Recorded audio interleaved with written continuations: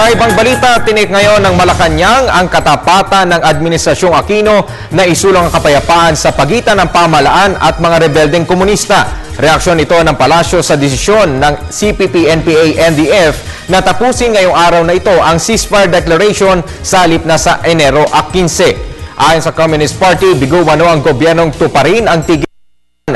Nilinaw ni Presidential Spokesman Edwin Lasierda na nirerespeto ng militar ang deklarasyon ng ceasefire. Sinabi ng kalihim na hindi na bago ang aksyon ng mga rebeldeng grupo para madiskaril ang usapang pangkapayapaan. Gayunman, giniit ni Lasierda na determinado ang pamahalang isulong ang peace process. It's unfortunate that the CPP-NPA-NDF would change its mind so soon after they declared a statement calling for a ceasefire.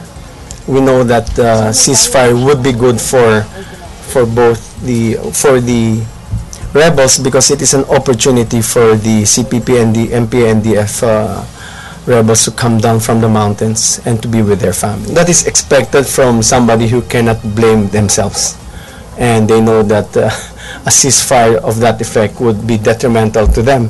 So they decided to cut it short and blame government. And so far as government is concerned, we have honored the ceasefire. It is something that we would like to have also for our own soldiers to be able to spend time with their families. But nonetheless, we are even in the during this period of the ceasefire, the AFP remained vigilant.